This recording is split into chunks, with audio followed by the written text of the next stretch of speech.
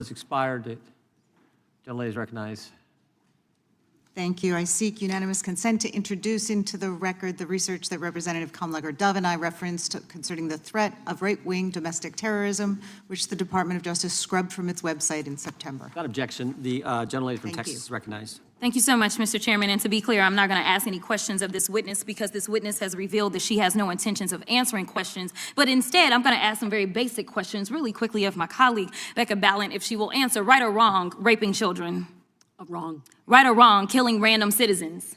Definitely wrong. Right or wrong, enriching yourself as the sitting president of the United States. Definitely wrong. Okay, thank you, because I probably never would have got that with our witness. Our witness who somehow is a lawyer but does not understand how it works with witnesses. I'm not really sure what law school she went to and what all kind of cases she tried, but typically when you come into a space and somebody's a witness, then they sit there and they answer questions instead of asking questions. And then we also have this objection that we use as lawyers called non-responsive when a witness fails to actually answer the question. But nevertheless, let me address the survivors because that's exactly who they are. They are not victims, they are survivors. Let me say thank you for having more courage and moral clarity in your pinky fingers than the entire Department of Justice. We are currently the laughingstock of the world, partially because of the failed leadership within the DOJ as we see kings and queens falling everywhere around the world. But we don't know the basics of right and wrong in this country because it's not about partisanship. And that's why I applaud Thomas Massie, because he's the only person on the Republican side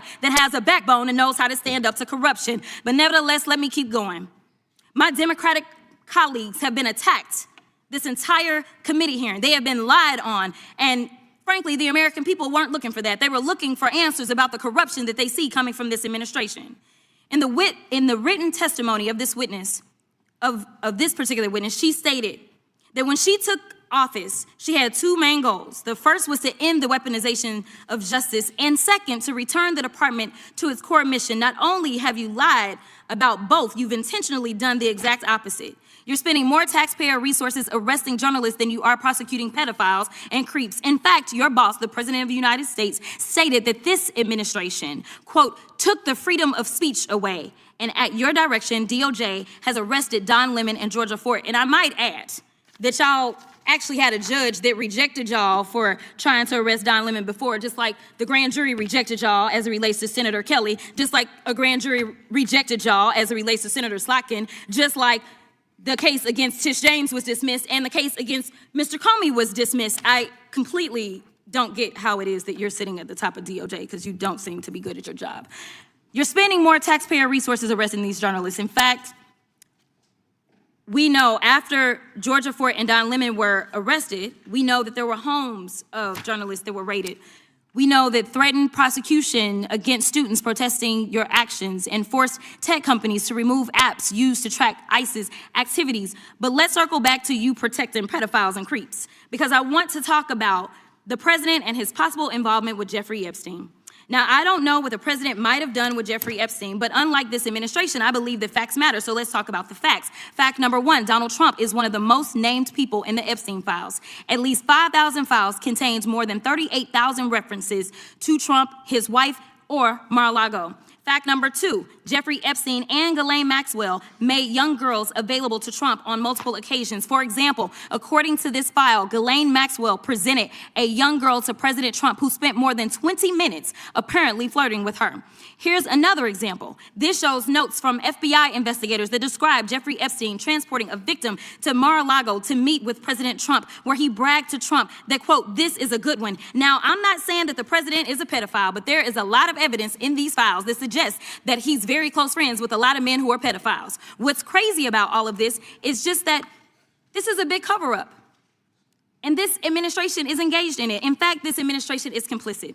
But there are numerous others, like how the DOJ is attempting to obstruct justice in the investigation of the rogue agents who have murdered American citizens, or how the DOJ seized voter data from Fulton County in an attempt to steal the 2026 midterm elections, or how federal agents have Tom Homan on tape accepting a bribe and your agency killed the investigation, or how your agency is ready to give the president a $230 million payday, which is unconstitutional. The Constitution is clear. The president shall not receive any payment except his salary while in office. The fact of the matter is that you will be remembered as one of the worst attorney generals generals in history. An attorney general who has prioritized obstruction over justice, corruption over the law, fealty to the president over loyalty to the Constitution. And Mr. Chairman, I will yield. Gentlelady yields. Gentleman from Missouri is recognized, excuse me, gentleman from Kansas, the Attorney General, former Attorney General, Mr. Schmidt is recognized.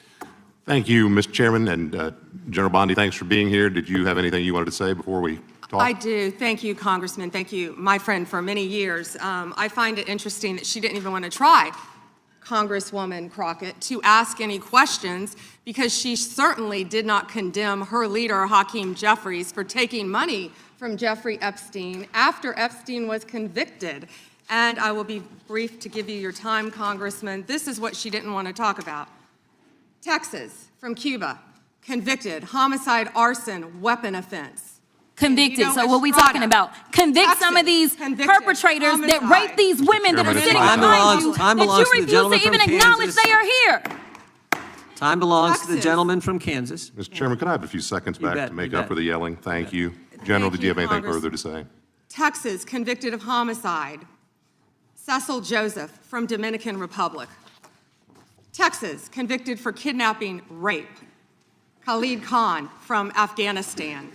That's why they want to talk about Epstein and not what's happening in their own states. What you just watched was not just a fiery exchange. It was a clash over the soul of the Department of Justice, and more broadly, over what accountability means in a democracy.